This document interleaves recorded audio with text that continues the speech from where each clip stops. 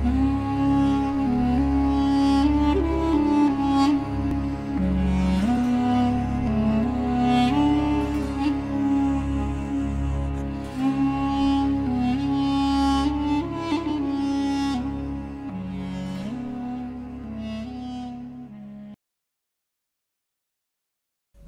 کہف، سورت نمبر 18۔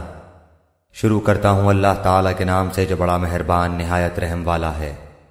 تمام تعریفیں اسی اللہ کے لیے سزاوار ہیں جس نے اپنے بندے پر یہ قرآن اتارا اور اس میں کوئی کسر باقی نہ چھوڑی، بلکہ ہر طرح سے ٹھیک ٹھاک رکھا تاکہ اپنے پاس کی سخت سزا سے ہوشیار کر دے، اور ایمان لانے اور نیک عمل کرنے والوں کو خوشخبریاں سنا دے کہ ان کے لیے بہترین بدلہ ہے جس میں وہ ہمیشہ ہمیشہ رہیں گے، اور ان لوگوں کو بھی ڈرا دے جو کہتے ہیں کہ اللہ تعالیٰ اولاد رکھتا ہے۔ در حقیقت نہ تو خود انہیں اس کا علم ہے نہ ان کے باپ دادوں کو۔ یہ تہمت بڑی بری ہے جو ان کے منہ سے نکل رہی ہے، وہ نرا جھوٹ بک رہے ہیں۔ پس اگر یہ لوگ اس بات پر ایمان نہ لائیں تو کیا آپ ان کے پیچھے اسی رنج میں اپنی جان ہلاک کر ڈالیں گے؟ روئے زمین پر جو کچھ ہے ہم نے اسے زمین کی رونق کا باعث بنایا ہے کہ ہم انہیں آزما لیں کہ ان میں سے کون نیک اعمال والا ہے۔ اس پر جو کچھ ہے ہم اسے ایک ہموار صاف میدان کر ڈالنے والے ہیں۔ کیا تو اپنے خیال میں غار اور کتبے والوں کو ہماری نشانیوں میں سے کوئی بہت عجیب نشانی سمجھ رہا ہے؟ ان چند نوجوانوں نے جب غار میں پناہ لی تو دعا کی کہ اے ہمارے پروردگار، ہمیں اپنے پاس سے رحمت عطا فرما اور ہمارے کام میں ہمارے لیے راہ یابی کو آسان کر دے۔ پس ہم نے ان کے کانوں پر گنتی کے کئی سال تک اسی غار میں پردے ڈال دیے۔ پھر ہم نے انہیں اٹھا کھڑا کیا کہ ہم یہ معلوم کر لیں کہ دونوں گروہ میں سے اس انتہائی مدت کو جو انہوں نے گزاری کس نے زیادہ یاد رکھی ہے۔ ہم ان کا صحیح واقعہ تیرے سامنے بیان فرما رہے ہیں۔ یہ چند نوجوان اپنے رب پر ایمان لائے تھے اور ہم نے ان کی ہدایت میں ترقی دی تھی۔ ہم نے ان کے دل مضبوط کر دیے تھے، جبکہ یہ اٹھ کھڑے ہوئے اور کہنے لگے کہ ہمارا پروردگار تو وہی ہے جو آسمان و زمین کا پروردگار ہے، ناممکن ہے کہ ہم اس کے سوا کسی اور معبود کو پکاریں۔ اگر ایسا کیا تو ہم نے نہایت ہی غلط بات کہی۔ یہ ہے ہماری قوم جس نے اس کے سوا اور معبود بنا رکھے ہیں، ان کی خدائی کی یہ کوئی صاف دلیل کیوں پیش نہیں کرتے؟ اللہ پر جھوٹ افطرا باندھنے والے سے زیادہ ظالم کون ہے؟ جبکہ تم ان سے اور اللہ کے سوا ان کے اور معبودوں سے کنارہ کش ہو گئے تو اب تم کسی غار میں جا بیٹھو، تمہارا رب تم پر اپنی رحمت پھیلا دے گا اور تمہارے لیے تمہارے کام میں سہولت مہیا کر دے گا۔ آپ دیکھیں گے کہ آفتاب بوقت طلوع ان کے غار سے دائیں جانب کو جھک جاتا ہے اور بوقت غروب ان کے بائیں جانب کترا جاتا ہے، اور وہ اس غار کی کشادہ جگہ میں ہے۔ یہ اللہ کی نشانیوں میں سے ہے۔ اللہ تعالیٰ جس کی رہبری فرمائے وہ راہ راست پر ہے، اور جسے وہ گمراہ کر دے ناممکن ہے کہ آپ اس کا کوئی کارساز اور رہنما پا سکیں۔ آپ خیال کرتے کہ وہ بیدار ہیں، حالانکہ وہ سوئے ہوئے تھے۔ خود ہم ہی انہیں دائیں بائیں کروٹیں دلایا کرتے تھے۔ ان کا کتا بھی چوکھٹ پر اپنے ہاتھ پھیلائے ہوئے تھا۔ اگر آپ جھانک کر انہیں دیکھنا چاہتے تو ضرور الٹے پاؤں بھاگ کھڑے ہوتے اور ان کے روب سے آپ پر دہشت چھا جاتی۔ اسی طرح ہم نے انہیں جگا کر اٹھا دیا کہ آپس میں پوچھ گچھ کر لیں۔ ایک کہنے والے نے کہا کہ کیوں بھائی تم کتنی دیر ٹھہرے رہے؟ انہوں نے جواب دیا کہ 1 دن یا 1 دن سے بھی کم۔ کہنے لگے کہ تمہارے ٹھہرے رہنے کا بخوبی علم اللہ تعالیٰ ہی کو ہے۔ اب تو تم اپنے میں سے کسی کو اپنی یہ چاندی دے کر شہر بھیجو، وہ خوب دیکھ بھال لے کہ شہر کا کون سا کھانا پاکیزہ تر ہے، پھر اسی میں سے تمہارے کھانے کے لیے لے آئے، اور وہ بہت احتیاط اور نرمی برتے اور کسی کو تمہاری خبر نہ ہونے دے۔ اگر یہ کافر تم پر غلبہ پالیں تو تمہیں سنسار کر دیں گے یا تمہیں پھر اپنے دین میں لوٹا لیں گے، اور پھر تم کبھی بھی کامیاب نہ ہو سکو گے۔ ہم نے اس طرح لوگوں کو ان کے حال سے آگاہ کر دیا کہ وہ جان لیں کہ اللہ کا وعدہ بالکل سچا ہے اور قیامت میں کوئی شک و شبہ نہیں۔ جبکہ وہ اپنے امر میں آپس میں اختلاف کر رہے تھے، کہنے لگے ان کے غار پر ایک عمارت بنا لو، ان کا رب ہی ان کے حال کا زیادہ عالم ہے۔ جن لوگوں نے ان کے بارے میں غلبہ پایا وہ کہنے لگے کہ ہم تو ان کے آس پاس مسجد بنا لیں گے۔ غیب کی باتوں میں اٹکل کے تیر تکے چلاتے ہیں، کچھ کہیں گے کہ وہ 7 ہیں اور 8واں ان کا کتا ہے۔ آپ کہہ دیجئے کہ میرا پروردگار ان کی تعداد کو بخوبی جاننے والا ہے، انہیں بہت ہی کم لوگ جانتے ہیں۔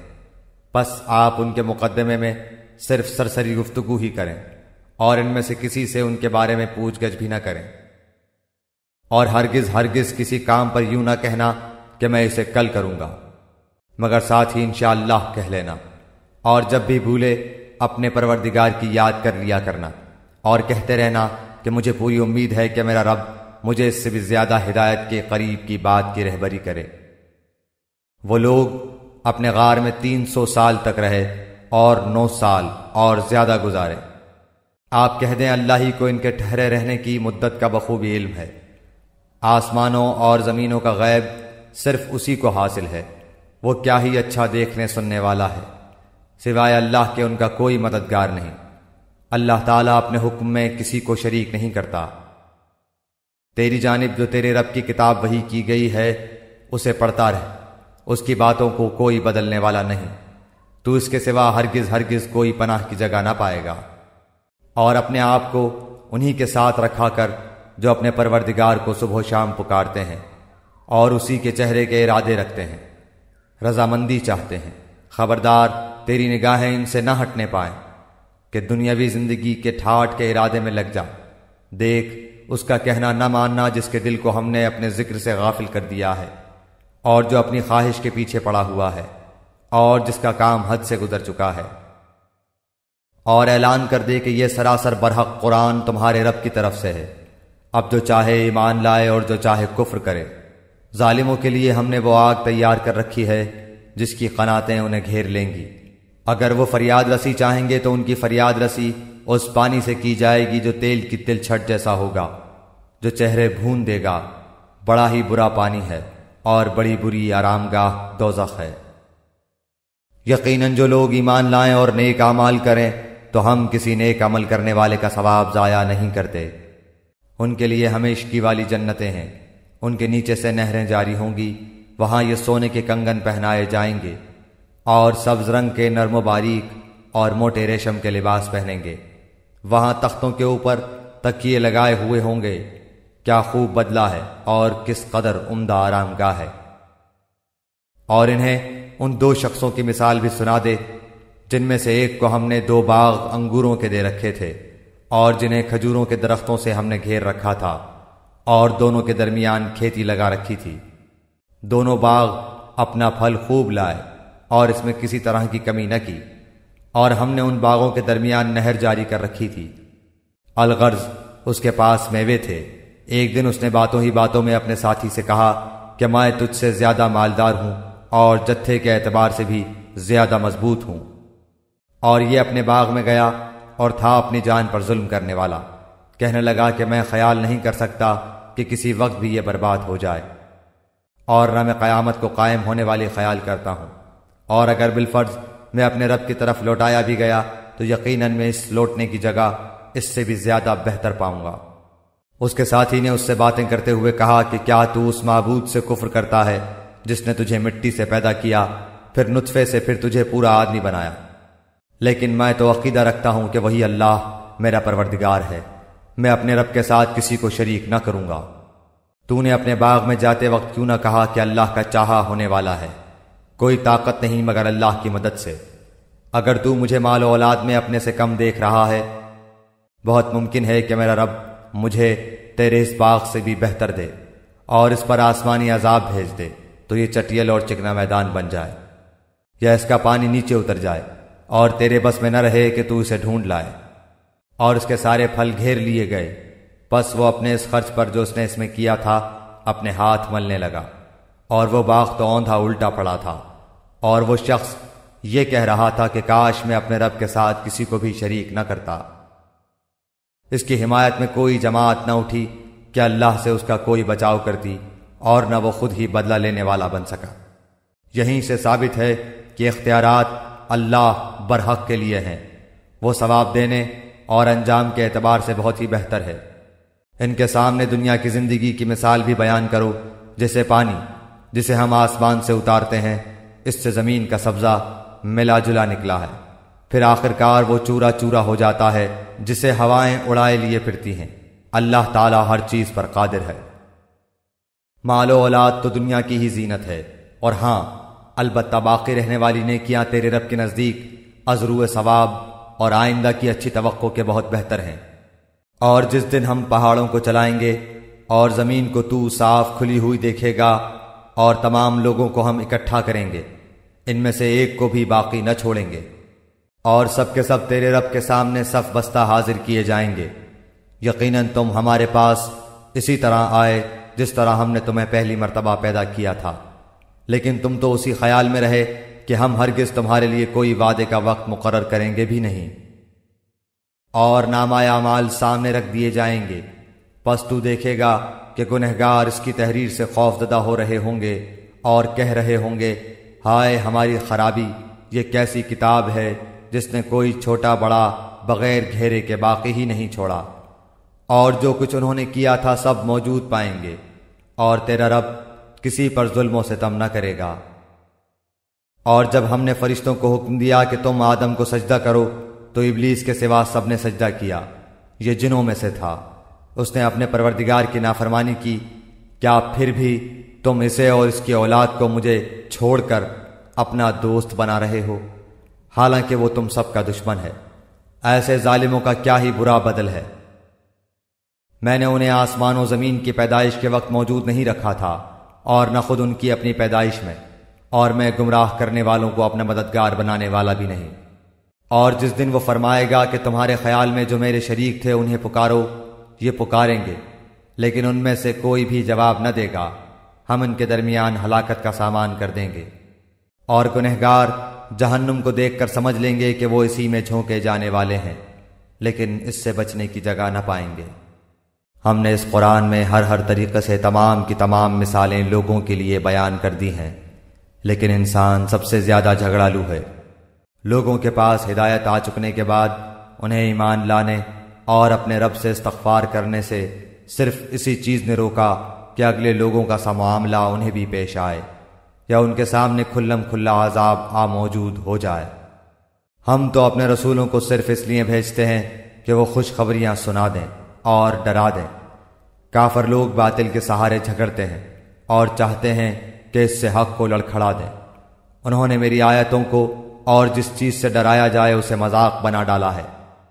اس سے بڑھ کر ظالم کون ہے جسے اس کے رب کی آیتوں سے نصیحت کی جائے وہ پھر بھی منہ موڑے رہے، اور جو کچھ اس کے ہاتھوں نے آگے بھیج رکھا ہے اسے بھول جائے۔ بے شک ہم نے ان کے دلوں پر پردے ڈال دیے ہیں کہ وہ اسے نہ سمجھیں، اور ان کے کانوں میں گرانی ہے، گو تو انہیں ہدایت کی طرف بلاتا رہے، لیکن یہ کبھی بھی ہدایت نہیں پانے کے۔ تیرا پروردگار بہت ہی بخشش والا اور مہربانی والا ہے۔ وہ اگر ان کے اعمال کی سزا میں پکڑے تو بے شک انہیں جلد ہی عذاب کر دے، بلکہ ان کے لیے ایک وعدے کی گھڑی مقرر ہے جس سے وہ سرکنے کی ہرگز جگہ نہیں پائیں گے۔ یہ ہیں وہ بستیاں جنہیں ہم نے ان کے مظالم کے بنا پر غارت کر دیا، اور ان کی تباہی کی بھی ہم نے ایک میعاد مقرر کر رکھی تھی۔ جبکہ موسیٰ نے اپنے نوجوان سے کہا کہ میں تو چلتا ہی رہوں گا یہاں تک کہ 2 دریاؤں کے سنگم پر پہنچوں، خواہ مجھے سالہ سال چلنا پڑے۔ جب وہ دونوں دریا کے سنگم پر پہنچے وہاں اپنی مچھلی بھول گئے، جس نے دریا میں سرنگ جیسا اپنا راستہ بنا لیا۔ جب یہ دونوں وہاں سے آگے بڑھے تو موسیٰ نے اپنے نوجوان سے کہا کہ اللہ ہمارا کھانا دے، ہمیں تو اپنے سفر سے سخت تکلیف اٹھانی پڑی۔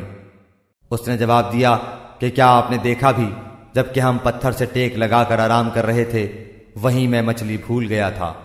دراصل شیطان نے ہی مجھے بھلا دیا کہ میں آپ سے اس کا ذکر کروں۔ اس مچھلی نے ایک انوکھے طور پر دریا میں اپنا راستہ بنا لیا۔ موسیٰ نے کہا یہی تھا جس کی تلاش میں ہم تھے، چنانچہ وہیں سے اپنے قدموں کے نشان ڈھونڈتے ہوئے واپس لوٹے۔ پس ہمارے بندوں میں سے ایک بندے کو پایا جسے ہم نے اپنے پاس کی خاص رحمت عطا فرما رکھی تھی، اور اسے اپنے پاس سے خاص علم سکھا رکھا تھا۔ اس سے موسیٰ نے کہا کہ میں آپ کی تابعداری کروں، کیا آپ مجھے اس نیک علم کو سکھا دیں جو آپ کو سکھایا گیا ہے؟ اس نے کہا آپ میرے ساتھ ہرگز صبر نہیں کر سکتے، اور جس چیز کو آپ نے اپنے علم میں نہ لیا ہو اس پر صبر کر بھی کیسے سکتے ہیں؟ موسیٰ نے جواب دیا کہ انشاءاللہ آپ مجھے صبر کرنے والا پائیں گے، اور کسی بات میں آپ کی نافرمانی نہ کروں گا۔ اس نے کہا اچھا، اگر آپ میرے ساتھ ہی چلنے پر اصرار کرتے ہیں تو یاد رہے کسی چیز کی نسبت مجھ سے کچھ نہ پوچھنا جب تک کہ میں خود اس کی نسبت کوئی تذکرہ نہ کروں۔ پھر وہ دونوں چلے یہاں تک کہ ایک کشتی میں سوار ہوئے تو اس نے کشتی کے تختے توڑ دیے۔ موسیٰ نے کہا کیا آپ اسے توڑ رہے ہیں تاکہ کشتی والوں کو ڈبو دیں؟ یہ تو آپ نے بڑی خطرناک بات کر دی۔ اس نے جواب دیا کہ میں نے تو پہلے ہی تجھ سے کہہ دیا تھا کہ تو میرے ساتھ ہرگز صبر نہ کر سکے گا۔ موسیٰ نے جواب دیا کہ میری بھول پر مجھے نہ پکڑیے اور مجھے اپنے کام میں تنگی میں نہ ڈالیے۔ پھر دونوں چلے یہاں تک کہ ایک لڑکے کو پایا، اس نے اسے مار ڈالا۔ موسیٰ نے کہا کہ کیا آپ نے ایک پاک جان کو بغیر کسی جان کے عوض مار ڈالا؟ بے شک آپ نے تو بڑی ناپسندیدہ حرکت کی۔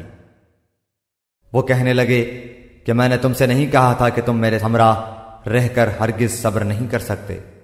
موسیٰ علیہ السلام نے جواب دیا اگر اب اس کے بعد میں آپ سے کسی چیز کے بارے میں سوال کروں تو بے شک آپ مجھے اپنے ساتھ نہ رکھنا، یقیناً آپ میری طرف سے حد عذر کو پہنچ چکے۔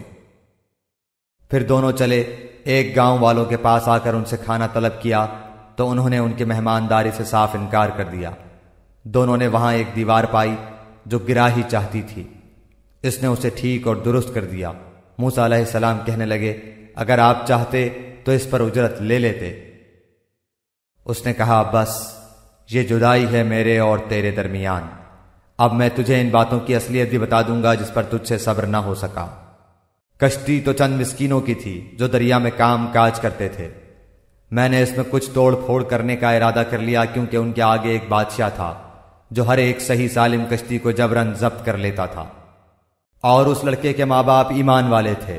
ہمیں خوف ہوا کہ کہیں یہ انہیں اپنی سرکشی اور کفر سے عاجز و پریشان نہ کر دے، اس لیے ہم نے چاہا کہ انہیں ان کا پروردگار اس کے بدلے اس سے بہتر پاکیزگی والا اور اس سے زیادہ محبت اور پیار والا بچہ عنایت فرمائے۔ دیوار کا قصہ یہ ہے کہ اس شہر میں 2 یتیم بچے ہیں جن کا خزانہ ان کی اس دیوار کے نیچے دفن ہے۔ ان کا باپ بڑا نیک شخص تھا، تو تیرے رب کی چاہت تھی کہ یہ دونوں یتیم اپنی جوانی کی عمر میں آ کر اپنا یہ خزانہ تیرے رب کی مہربانی اور رحمت سے نکال لیں۔ میں نے اپنی رائے سے کوئی کام نہیں کیا، یہ تھی اصل حقیقت ان واقعات کی جن پر آپ سے صبر نہ ہو سکا۔ آپ سے ذوالقرنین کا واقعہ یہ لوگ دریافت کر رہے ہیں، آپ کہہ دیجئے کہ میں ان کا تھوڑا سا حال تمہیں پڑھ کر سناتا ہوں۔ ہم نے اسے زمین میں قوت عطا فرمائی تھی اور اسے ہر چیز کے سامان بھی عنایت کر دیے تھے۔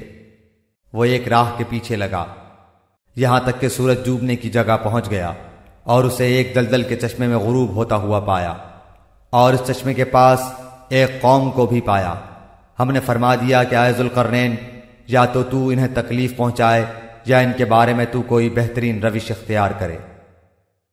اس نے کہا کہ جو ظلم کرے گا اسے تو ہم بھی اب سزا دیں گے، پھر وہ اپنے پروردگار کی طرف لوٹایا جائے گا اور وہ اسے سخت تر عذاب دے گا۔ ہاں، جو ایمان لائے اور نیک اعمال کرے اس کے لیے تو بدلے میں بھلائی ہے، اور ہم اسے اپنے کام میں بھی آسانی ہی کا حکم دیں گے۔ پھر وہ اور راہ کے پیچھے لگا یہاں تک کہ جب سورج نکلنے کی جگہ تک پہنچا تو اسے ایک ایسی قوم پر نکلتا پایا کہ ان کے لیے ہم نے اس سے اور کوئی اوٹ نہیں بنائی۔ واقعہ ایسا ہی ہے، اور ہم نے اس کے پاس کے کل خبروں کا احاطہ کر رکھا ہے۔ وہ پھر ایک سفر کے سامان میں لگا یہاں تک کہ جب 2 دیواروں کے درمیان پہنچا، ان دونوں کے پرے اس نے ایک ایسی قوم پائی جو بات سمجھنے کے قریب بھی نہ تھی۔ انہوں نے کہا کہ اے ذوالقرنین، یاجوج ماجوج اس ملک میں بڑے بھاری فسادی ہیں، تو کیا ہم آپ کے لیے کچھ خرچ کا انتظام کر دیں اس شرط پر کہ آپ ہمارے اور ان کے درمیان ایک دیوار بنا دیں؟ اس نے جواب دیا کہ میرے اختیار میں میرے پروردگار نے جو دے رکھا ہے وہی بہتر ہے، تم صرف قوت طاقت سے میری مدد کرو، میں تم میں اور ان میں مضبوط حجاب بنا دیتا ہوں۔ مجھے لوہے کی چادریں لا دو، یہاں تک کہ جب ان دونوں پہاڑوں کے درمیان دیوار برابر کر دی تو حکم دیا کہ آگ تیز جلاؤ، تا وقتے کہ لوہے کی ان چادروں کو بالکل آگ کر دیا، تو فرمایا میرے پاس لاؤ، اس پر پگھلا ہوا تانبا ڈال دوں۔ پس تو ان میں اس دیوار کے اوپر چڑھنے کی طاقت تھی اور نہ اس میں کوئی سوراخ کر سکتے تھے۔ کہا یہ صرف میرے رب کی مہربانی ہے، ہاں جب میرے رب کا وعدہ آئے گا تو اسے زمین بوس کر دے گا، بے شک میرے رب کا وعدہ سچا اور حق ہے۔ اس دن ہم انہیں آپس میں ایک دوسرے میں گڈمڈ ہوتے ہوئے چھوڑ دیں گے اور سور پھونک دیا جائے گا، پس سب کو اکٹھا کر کے ہم جمع کر لیں گے۔ اس دن ہم جہنم کو بھی کافروں کے سامنے لا کھڑا کر دیں گے، جن کی آنکھیں میری یاد سے پردے میں تھی اور امر حق سن بھی نہیں سکتے تھے۔ کیا کافر یہ خیال کیے بیٹھے ہیں کہ میرے سوا وہ میرے بندوں کو اپنا حمایتی بنا لیں گے؟ سنو، ہم نے تو ان کفار کی مہمانی کے لیے جہنم کو تیار کر رکھا ہے۔ کہہ دیجئے کہ اگر تم کہو تو میں تمہیں بتا دوں کہ باعتبار اعمال سب سے زیادہ خسارے میں کون ہیں۔ وہ ہیں کہ جن کی دنیاوی زندگی کی تمام تر کوششیں بیکار ہو گئیں اور وہ اسی گمان میں رہے کہ وہ بہت اچھے کام کر رہے ہیں۔ یہی وہ لوگ ہیں جنہوں نے اپنے پروردگار کی آیتوں اور اس کی ملاقات سے کفر کیا، اس لیے ان کے اعمال غارت ہو گئے، پس قیامت کے دن ہم ان کا کوئی وزن قائم نہ کریں گے۔ حال یہ ہے کہ ان کا بدلہ جہنم ہے، کیونکہ انہوں نے کفر کیا اور میری آیتوں اور میرے رسولوں کو مذاق میں اڑایا۔